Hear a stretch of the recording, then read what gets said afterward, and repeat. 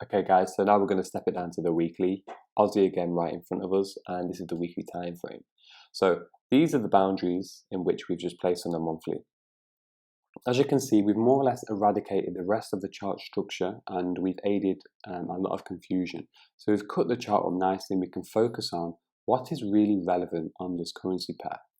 Now these levels are still slightly a little wide, okay, and if we're trading just from these levels, we're going to be finding trades every I don't know, 3 weeks, 4 weeks, months, and obviously that's not our style. So what we want to do is we want to get our Fibonacci tool. Fib retracement is the only one we need going forward, even on this drop down menu. We should have already set up the fib if you did the one-to-one course with us, or I did a breakdown at the start of the member zone. So fib retracement. Now what we're doing with this, we just want to find 50% of these ranges. You can do it off the top of your head and work out the difference between that halfway, or I just simply like to use fib. So with the fib tool, I'm going to be lining up to the black line, the black original resistance, clicking and then dragging. Okay, so this is the fib, it's anchored onto the black line now, and I'm going to drag it and I'm going to place the 0 level there, where you can see where the plus sign is, the 0 level, and I'm going to line that up onto the next range. Now what you can see here, these are different fib levels, which I'm going to get into further on in the course. However, we are focusing solely on 50%. 50% there. That is bang on halfway, the halfway region. So what we then want to do is click the horizontal line tool, and we want to add a horizontal line right on the 50%. And then we can just move this fib out of the way by dragging it from where more or less 79 is, and we can just add it onto the next one for a moment. But what I want to do just here is, as you can see, we've got the monthly support which has just come up, and on this monthly support we can see that the actual label has carried over from our last video.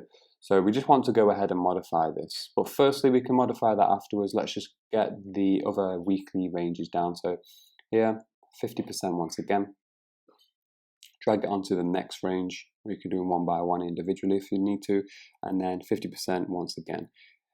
So one more to do, that's it, that's just free there. So we can remove the fib tool. So these levels are the weekly, weekly, weekly. So let's go ahead and just make a modification. So with the weekly levels, we're aligning the text to the left-hand side, as you can see there. And this is resistance, so we can keep it on the top. And the price is 0.79248. So let's go ahead and do this. So weekly RES 0.79. I'm just going to round it up to 25. Done.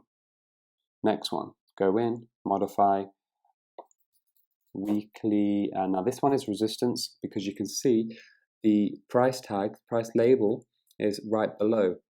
Okay, only by a few pips, but technically it is actually resistance. So weekly resistance 0.7575.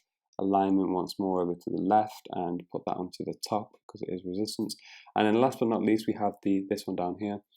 We're going to align this to the left hand side, and it's going to be weekly support because it is below the current price.